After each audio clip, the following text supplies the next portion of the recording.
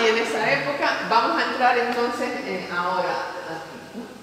El capitalismo globalizado.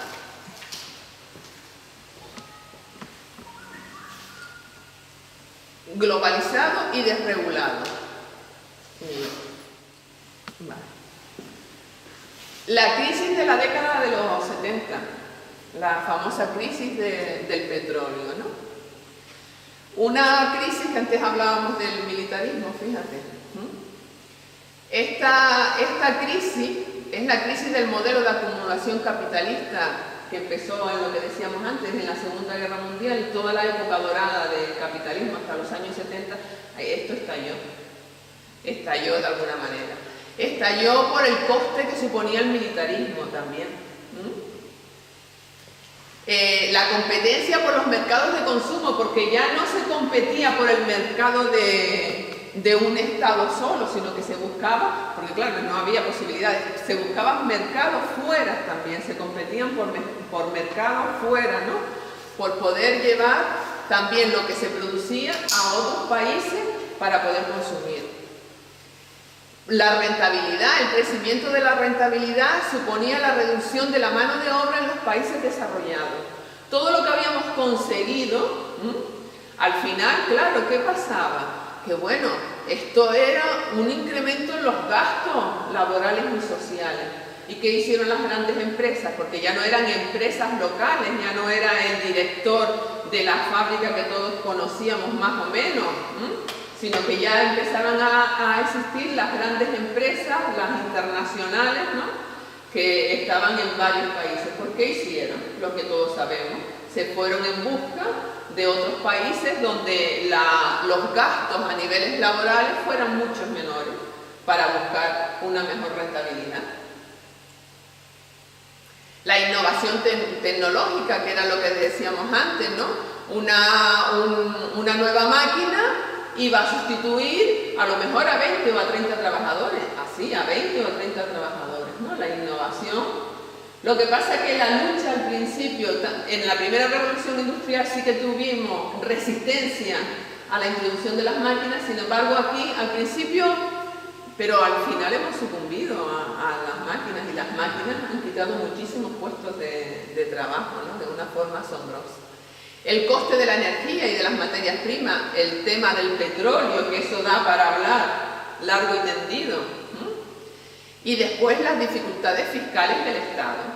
Porque como decíamos antes, el Estado realmente, para poder soportar todo aquel engranaje, necesitaba también un déficit que iba a intentar de alguna manera equilibrar, pero llega un momento en que ya no puede equilibrar.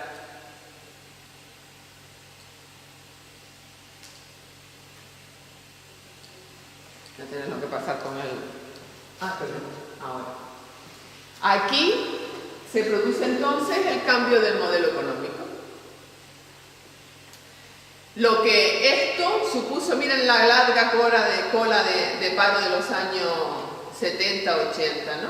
Volvemos otra vez a esas situaciones de paro, ¿no?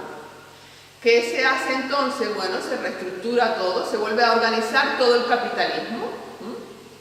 Se desregula el funcionamiento del mercado, que hasta entonces estaba regulado más o menos por el Estado. Ahora se desregula. La forma de afrontar esa crisis realmente es lo que ha llevado a una permanente inestabilidad, que ahora, a partir del 2007, como que estalló todavía más, ¿no?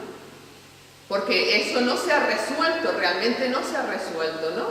Y hemos llegado a un modelo social que se ha ido transformando para someterlo a esas exigencias, a esas nuevas exigencias del capitalismo, ¿no?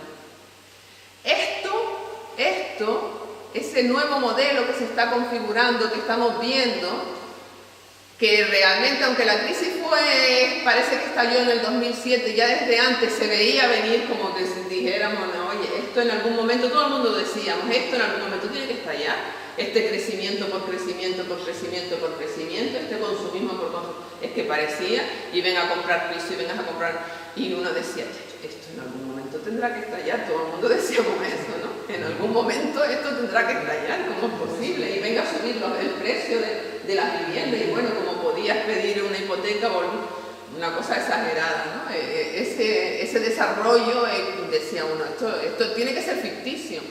Bueno, esto es lo que está llevando a lo que nosotros estamos viendo en nuestros barrios y en nuestras casas a veces, ¿no? Con la gente más cercana.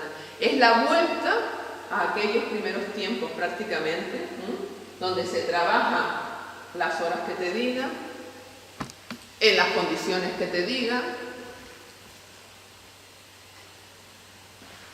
Bueno, a partir de esa década también, el nuevo modelo social aparece el neoliberalismo. Nosotros ayer hablábamos del liberalismo, los liberales, ¿se acuerdan? Cuando estábamos ahí en la primera etapa. Ahora aparece un nuevo liberalismo, el neoliberalismo, ¿no? Que con un modelo capitalista globalizado y que además supone un cambio profundo en el modelo social para someterlo al mercado. Fíjense aquí lo que supone una empresa con un capital financiero, con un capital humano y un capital físico, ¿no? Aquí lo que tratamos es, en la medida de lo posible, no tratamos de subir siempre el capital financiero. O sea, ya no se trata ni siquiera de que el director de la empresa, no. Ahora es el capital realmente, el capital financiero es el que va a predominar, ¿no? ¿Cómo? A base de precarizar también este capital humano. Lo vamos a ir haciendo cada vez más precario para yo poder ir aumentando aquí el capital financiero. A mí me hacía mucha gracia cuando escuchaba de las grandes empresas, esto lo voy a tener que dejar, a ver, bueno, cuando escuchaban, ustedes recuerdan, cuando oían, por ejemplo, de Iberia, ¿no? A mí me sorprendía mucho cuando decían de Iberia, no, es que este año ha tenido no sé cuántas pérdidas, no sé cuántos millones de pérdidas, pero luego no es que eran pérdidas, es que habían tenido menos ganancias que el año pasado, pero las ganancias eran desorbitantes, pero claro, eso para ellos eran pérdidas, o sea, ellos querían seguir ganando lo mismo que el año anterior o más, ¿no? En ese sentido. Bueno, una economía que se ha financiarizado, porque lo que se trata es de generar beneficios económicos, no con la actividad productiva, no porque hago y vendo, sino porque yo voy especulando con el dinero. Voy especulando con el dinero y voy creciendo el dinero. Hoy me decía la señora de allí del hostal, dice, hay que ver, antes yo iba al banco, dice, yo se lo dije el otro día, dice, yo iba al banco a cada 2 o 3 días a ingresar dinero, dice, ahora voy al banco a sacar dinero. Porque claro, todo es pago a través de tarjeta, pago a través de no sé qué, realmente a veces el dinero ni se ve, sino que esa sensación me hizo gracia, dice, voy ahora al banco a sacar, ya ni siquiera ingreso porque es que no tiene el dinero físico, ¿no? Bueno, un modelo social, fíjense, antes, en la época anterior, lo que se buscaba era la seguridad, y ahí el movimiento obrero luchó mucho por la estabilidad en el empleo, por un empleo en condiciones dignas que se lograron en la época dorada del capitalismo, del estado del bienestar, se consiguió. Unas jornadas de trabajo más o menos, ¿vale? Un trabajo más o menos seguro, que tú empezabas a trabajar a los 16 años y te podías jubilar perfectamente, ¿eh? Y ahora ya no. Ahora entramos en otro que genera inseguridad. Pero fíjense, una inseguridad, una inestabilidad que el propio sistema es lo que está utilizando para poder agarrar al trabajador. ¿Vale? Si al principio era el de bajar sueldos, el no sé qué, después fue, o sea, el obrero productor, después el obrero consumidor, y ahora casi nos encontramos con el obrero precario, cada vez más precario, pero una precariedad que viene impuesta por la propia inseguridad, porque es que la gente, ¿qué es lo que te dice? Dice, oye, es que no tengo otra cosa. Pues tendré que aceptar estas condiciones, es que no tengo otra cosa, es que se ven sin salida, precarizados totalmente, simplemente porque se ha generado una inseguridad tremenda. No funciona, ¿verdad? No. Bueno, no importa, lo vamos haciendo por aquí. Sí. Vamos a repasar algo. Lo único que el puntero sí funciona, creo, ¿verdad? No. ¿Tampoco? Ah, no, pues ahora No sí, es el una puntero no batería. funciona. Bueno, no pasa nada. El neoliberalismo. Disminución de los impuestos a las rentas del capital. A las rentas básicas sí, pero a las rentas del capital, porque aquí lo que se intenta es el capital que vaya creciendo y aumentando. Entonces ahí es donde disminuye. ¿Se acuerdan que los que estuvieron en la charla del viernes, una de las cosas que decíamos era a ver cómo se hacía la reforma fiscal, que es otra cosa que habría que plantear, ¿no? El ataque frontal al estado del bienestar a través de la reducción de gastos. Claro que se ha reducido en educación, en sanidad, se ha aumentado todo, casi todo se ha ido privatizando, un montón de servicios, ¿vale? Privatización de los sectores públicos también de la economía, desregulación de los mercados financieros, productivos y laborales, lo que decíamos de las leyes también que se han sacado a base de decretazo, ¿no? Intensificación de la explotación del trabajo para recuperar esas tasas del beneficio, ¿no? Y recursos desde la actividad productiva hacia la actividad especulativa. Centralización y concentración del capital en grandes empresas transnacionales. No son empresas ni siquiera de aquí, son grandes empresas que no sabemos ni dónde están.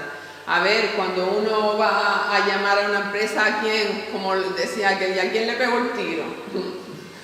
¿No? ¿A quién? ¿Dónde está?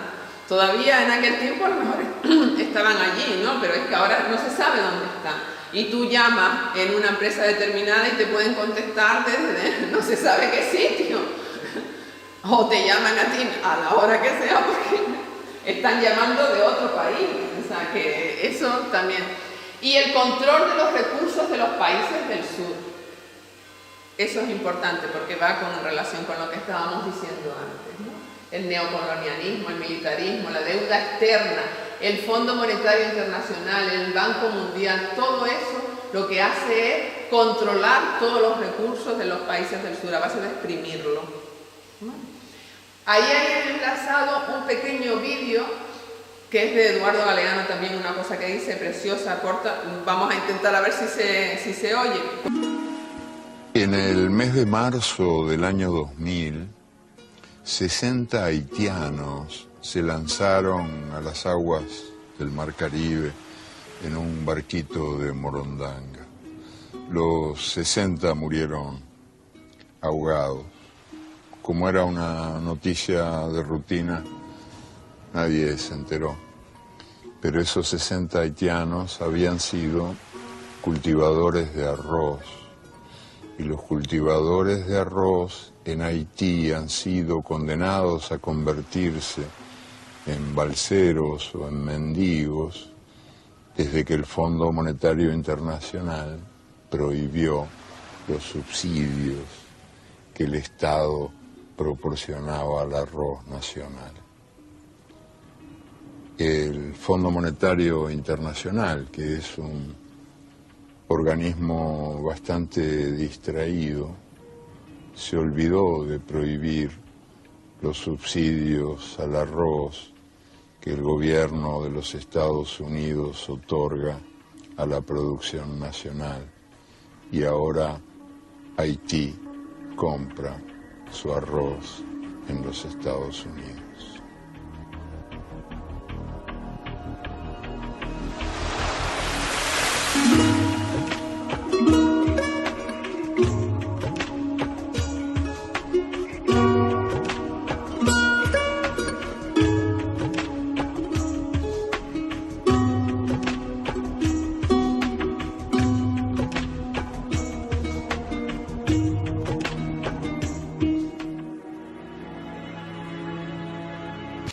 Bueno, dos hechos sociales de gran importancia que están ocurriendo, ¿no?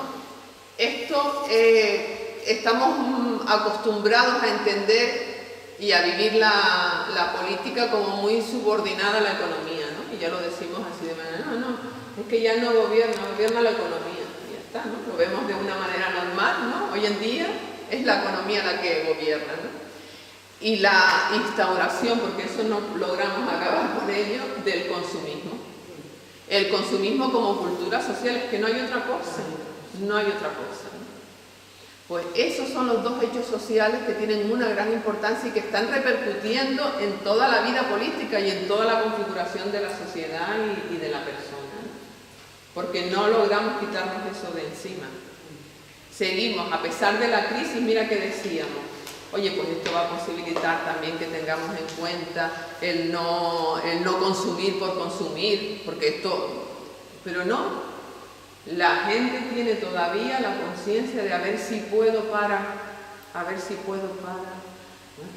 Esto también es para pensar y repensar, ¿no? Y es un trabajo que sí que hay que hacer en el día a día, con las personas hablando, ¿no? Siendo también testimonio, ofreciendo otras maneras de vivir, otras formas de vivir, porque está tan metido que al final es el consumismo, y si no buscamos sistemas muy rápidos, ahí tenemos en la televisión, miren la cantidad de programas y la cantidad de cosas para hacerse famosos en un momento, para poder enriquecerse en un momento, o sea que es duro, pero es así, ¿no?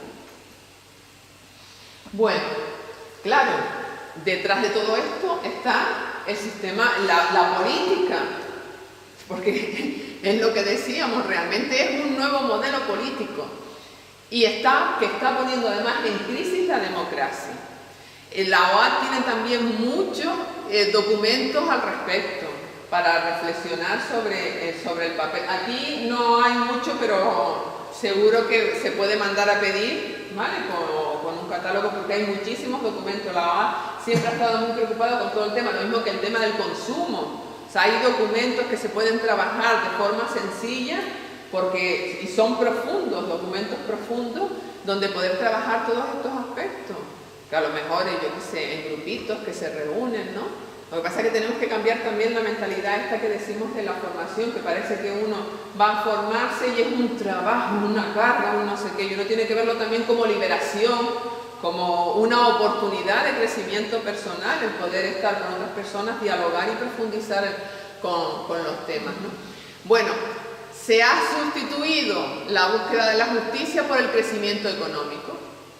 Porque eso, el crecimiento económico, todos entendemos que nos va a posibilitar mayores oportunidades de consumo. Y además se va a mutilar el carácter político de nuestro ser. O sea, realmente nosotros ¿en qué nos hemos convertido? Lo decíamos también el viernes. Estamos en la democracia del espectador. Somos puros espectadores. Si nos llaman, ponemos el voto y ya está, ¿no? Entonces, esa también es una conciencia que se está extendiendo. Y no, tenemos que acabar con eso. Eso no es auténticamente la democracia, ¿no? Esa democracia del espectador. Fíjense en el chiste, ¿no? Sin empleo, sin casa, sin educación y en el paraíso fiscal sin vergüenza. ¿Por qué? Es que este nuevo modelo político significa una profunda crisis ética y cultural. Insistimos de nuevo en el tema de la cultura, ¿no? Porque está destruyendo nuestro ser. Está destruyendo nuestro ser. La gran aspiración del movimiento obrero, que era el convertirse en sujeto político para cambiar la sociedad, ¿dónde ha quedado? Sí, es verdad, llegaron al poder, vamos, los partidos obreros, pero ¿dónde han quedado realmente?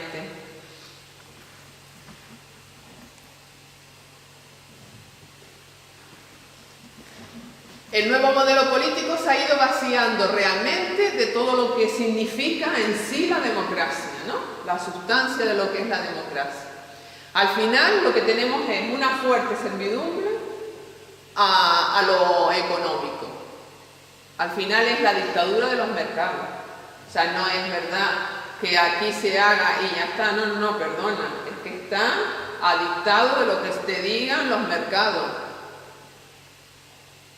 Miren el chiste también. ¿Quién dijo que no hemos hecho nada contra la pobreza? Si pusimos rejas.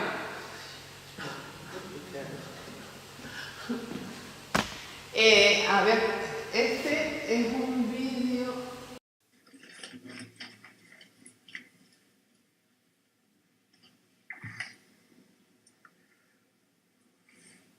Autoridades presentes de todas las latitudes y organismos. Muchas gracias. Y muchas gracias, nuestro agradecimiento al pueblo de Brasil y a su señora presidenta. Y muchas gracias a la buena fe que seguramente han manifestado todos los oradores que me precedieron. Y expresamos la íntima voluntad como gobernantes de acompañar todos los acuerdos que esta nuestra pobre humanidad pueda suscribir. Sin embargo, permítasenos hacernos algunas preguntas en voz alta. Toda la tarde se ha estado hablando del desarrollo sustentable y de sacar a inmensas masas de la pobreza. ¿Qué es lo que aletea en nuestras cabezas? El modelo de desarrollo y de consumo es el actual de las sociedades ricas. Me hago esta pregunta: ¿qué le pasaría a este planeta si los hindúes tuvieran la misma proporción de autos por familia que tienen los alemanes? ¿Cuánto oxígeno nos quedaría para poder respirar? Más claro, el mundo tiene los elementos hoy materiales como para hacer posible que 7.000, 8.000 millones de personas puedan tener el mismo grado de consumo y de despilfarro que tienen las más opulentas sociedades occidentales. ¿Será posible? ¿O tendremos que darnos algún día otro tipo de discusión? Porque hemos creado una civilización en la que estamos, hija del mercado, hija de la competencia, que ha deparado un progreso material portentoso y explosivo. Pero lo que fue economía de mercado ha creado sociedades de mercado y nos ha deparado esta globalización, que significa mirar por todo el planeta, y estamos gobernando la globalización o la globalización nos gobierna a nosotros. ¿Es posible hablar de solidaridad y de que estamos todos juntos en una economía que está basada en la competencia despiadada? ¿Hasta dónde llega nuestra fraternidad? Nada de esto lo digo para negar la importancia de este evento. No, es por el contrario. El desafío que tenemos por delante es de una magnitud de carácter colosal, y la gran crisis no es ecológica, es política. El hombre no gobierna hoy las fuerzas que ha desatado, sino que las fuerzas que ha desatado lo gobiernan al hombre. Y la vida. Porque no venimos al planeta para desarrollarnos en términos generales. Venimos a la vida intentando ser felices. Porque la vida es corta y se nos va. Y ningún bien vale como la vida, y esto es elemental. Pero si la vida se me va a escapar, trabajando y trabajando para consumir un plus, y la sociedad de consumo es el motor, porque en definitiva si se paraliza el consumo o si se detiene la economía. y si se detiene la economía es el fantasma del estancamiento y para cada uno de nosotros. Pero ese hiperconsumo, a su vez, es el que está agrediendo al planeta y tiene que generar ese hiperconsumo, cosas que duren poco porque hay que vender mucho. Y una lamparita eléctrica no puede durar más de 1000 horas prendida, pero hay lamparitas eléctricas que pueden durar 100.000, 200.000 horas, pero esas no se pueden hacer porque el problema es el mercado, porque tenemos que trabajar y tenemos que tener una civilización de uso y tire, y estamos en un círculo vicioso. Estos son problemas de carácter político que nos están diciendo la necesidad de empezar a luchar por otra cultura. No se trata de plantearnos volver al hombre de las cavernas, ni tener un monumento del atraso. Es que no podemos indefinidamente continuar gobernados por el mercado, sino que tenemos que gobernar el mercado. Por ello digo que el problema es de carácter político. En mi humilde manera de pensar, porque los viejos pensadores definían, Epicurio, Séneca, los Aymara, pobre no es el que tiene poco, sino que verdaderamente pobre es el que necesita infinitamente mucho y desea y desea y desea más y más. Esta es una clave de carácter cultural. Entonces, voy a saludar el esfuerzo y los acuerdos que se hacen. Y lo voy a acompañar como gobernante, porque sé que algunas cosas de las que estoy diciendo rechinan, pero tenemos que darnos cuenta que la crisis del agua, que la crisis de la agresión al medio ambiente no es una causa.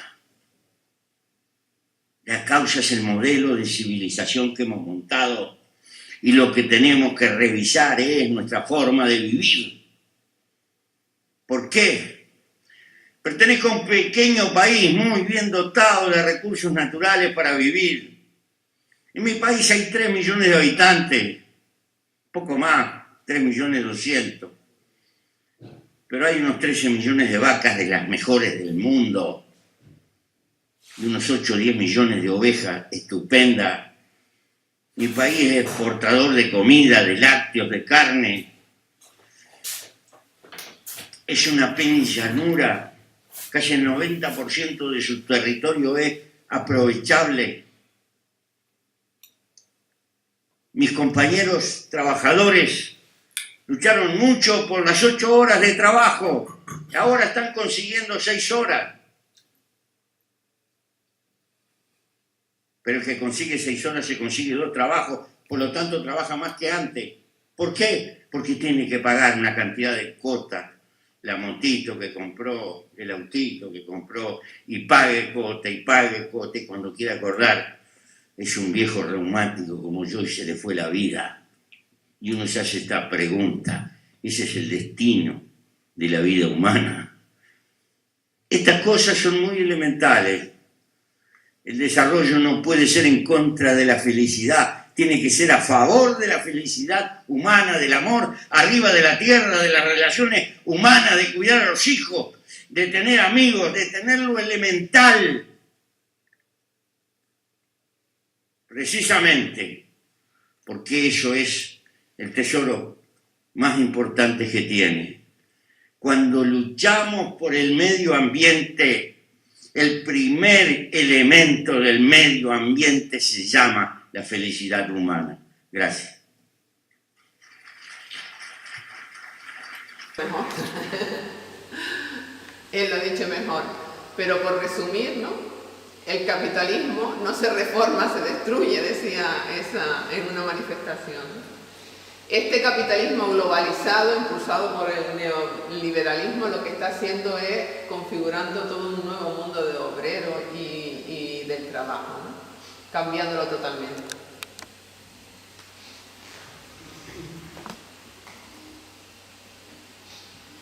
Y venimos con la gran arma que se utiliza ahora, ¿no? La inseguridad y el miedo. Recuerden, ayer veíamos un trocito también de Eduardo Galeano. Ahí hay un enlace, pero porque ese sí creo que a lo mejor se oye mal. Hablando de los miedos, ¿no? Los grandes miedos que hay ahora mismo en la sociedad. Y un gran miedo es la amenaza de la exclusión. Ese es el gran miedo que ahora mismo está en auge, ¿no? Todo está en los corazones de todo el mundo. ¿Y si pierdo el trabajo? ¿Y si me quedo en paro? ¿Y si? ¿no? El gran miedo a no poder enfrentarse a esa situación. Eso ha disparado además las grandes desigualdades sociales y el empobrecimiento, porque como decíamos antes, esto es un túnel, es un viaje en el túnel del tiempo, es volver hacia atrás. Fíjense también en el chiste. Dice, le vamos a firmar un contrato de 5 minutos y luego ya veremos. Sí, sí. Eso lo entiende. Mi trabajo, ¿eh? Por un día. Por un día. Por un día. Por 10 horas. ¿Vale?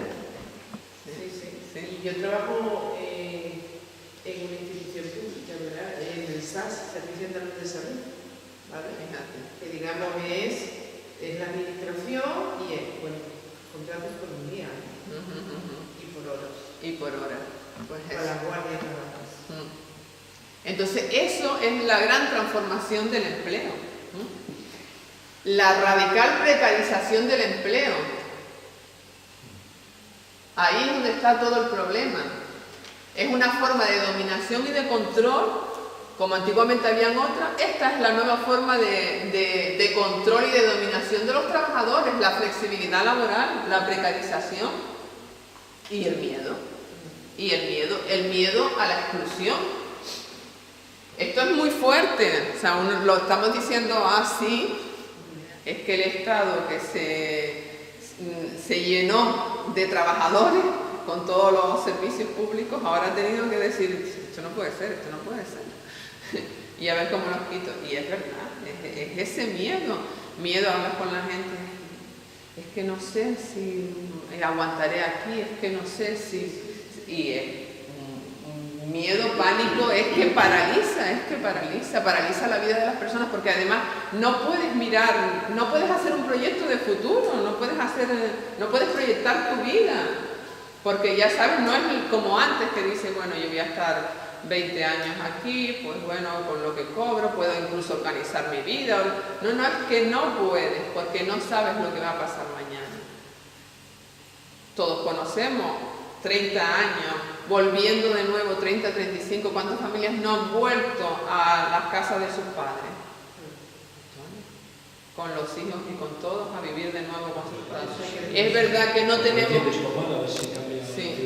tenemos unos medios de comunicación de masa con los que poder hacerlo. No tenemos. Pero a lo mejor sí que tenemos muchas bocas y muchas vidas con las que transmitir, ¿no? Con la que ir transmitiendo. Yo creo que eso es un empeño, o sea, que el decir no tengo un medio de comunicación con el que pueda hacer y hacer comunicarlo a las masas, pero sí que puedo irlo comunicando poco a poco y eso ir extendiendo, porque es verdad, no solo la televisión, sino toda. O sea, y en la mente de las personas está, oye, mira, vamos saliendo. ¿De qué estamos saliendo? ¿De qué estamos saliendo? Y sobre todo, ¿hacia dónde vamos? ¿Hacia lo mismo? Porque aquí lo que se plantea, lo que él planteaba es, esto tiene que cambiar, el modelo tiene que ser diferente. ¿Que vamos a seguir igual? ¿Hasta dónde vamos a llegar? Como decía, a la comida, no sé, es que es un miedo a todo, pero es un miedo cultural. Sí. O sea, que tenemos que tomar conciencia de lo que están haciendo con nosotros en esos niveles, ¿no? Esto ya lo hemos hablado, lo hemos visto y lo hemos reflexionado, pero bueno, repasarlo un poquito. Esta flexibilidad laboral de la que estábamos hablando, que es precariedad del empleo, supone la pérdida del derecho al trabajo, del derecho en el trabajo, y de los derechos de los trabajadores, de todos los derechos de los trabajadores. La desprotección social es simplemente para forzar a que ahora mismo el trabajador se adapte a este nuevo sistema, ¿no? Porque fíjense lo que comentábamos también ayer, la vinculación entre el empleo y la integración social y los derechos sociales. Si no tienes empleo, te vas a ver excluido.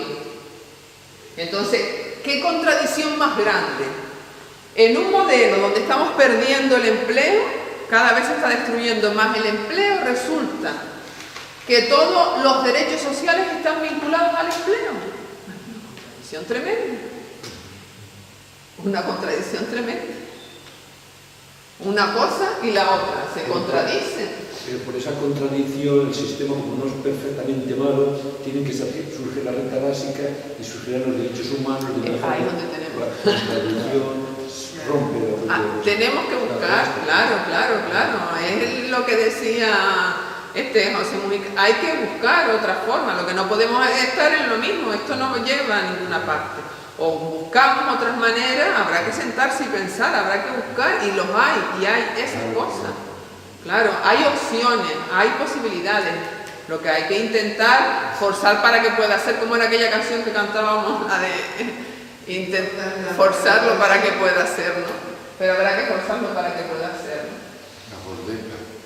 La bordeta, si se acuerdan, ¿no? Bueno, este modelo de no a la precarización, fíjense que es el fin de la seguridad del empleo fijo y estable, el desempleo y precariedad, desplazamiento geográfico, que no hemos hablado también de eso, ¿no?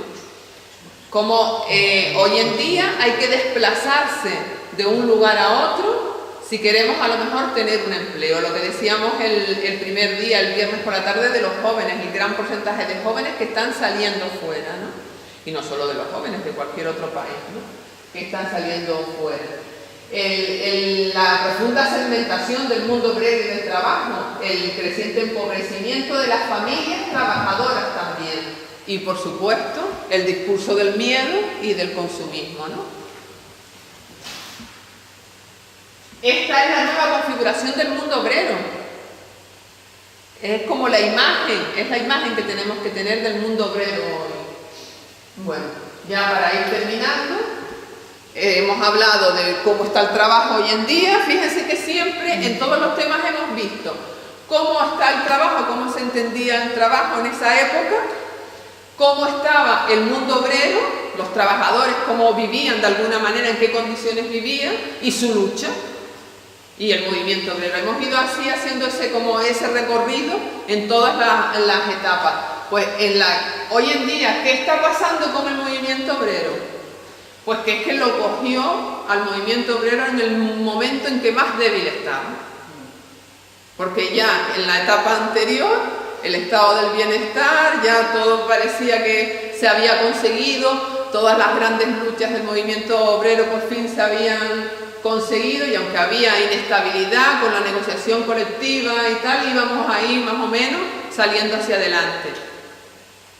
Y ahora nos encontramos con que el movimiento obrero está débil, y ahora es cuando necesitamos, porque además los medios de comunicación que han estado repitiendo machaconamente durante estos últimos años, los sindicatos no sirven para nada. ¿Ustedes se acuerdan aquella vez en la 1, era lo que no recuerdo, este presentador que le hicieron, no recuerdo el nombre, le hicieron leer lo que había hablado de comisiones obreras, y entonces leyó CCOO. Justamente lo tienes ahí, CCO. No recuerdo ahora exactamente, pero porque no recuerdo el nombre de él. Sí, porque además después el director de los informativos de la 1, ¿no? Y él leyó, porque se le obligaron a leer, y entonces leyó CCO. Y ya está, ¿no? No fue capaz de decir comisiones obreras. Y la culpabilización de los empobrecidos. Eso también debilita mucho el movimiento obrero. La culpa de los empobrecidos, la culpa es del pobre que es que no se... Escuchemos, escuchemos el discurso del PP. La crisis, ¿quién la tiene? No, la gente que ha gastado, que no sé qué, si sois vosotros. Vamos a terminar con una canción, si les parece. Esa canción del pan y la rosa. Sí. No, la del pan y la rosa la llevan aquí la letra, pero vamos a cantar la de atrás, que es una letra de Guillermo Rovirosa, que le pusieron música. Debajo tienen la fotocopia de algunos documentos que tiene la OA, y hay uno que está ahí, ahora se los enseño, pero estaba... ya no queda. Falta uno. Sí, déjenselo para... Exacto. Miren, este es un cuadernillo que no tiene desperdicio. Es el cursillo, pero mejor contado, porque es contado como en forma de cuento. Además tiene al final una serie de preguntas y a ver si lo se reedita, porque este está genial, está muy bien. Entonces se puede trabajar en grupo, en las parroquias, es un trabajo que puede ser muy bonito. ¿Vale? Entonces está ahí también la fotocopia, hay dos más, el del pan y las rosas también, este por supuesto también el último que se ha editado, ¿no? El de historia del movimiento obrero, de Paco Porcar también. O sea, yo estoy afiliada al TU, es muy bonito. El TU. Tiene cosas muy... A ver si como... Está muy bien. La revista. Un momentito, que vamos a ver la revista. Sí. El periódico, la revista.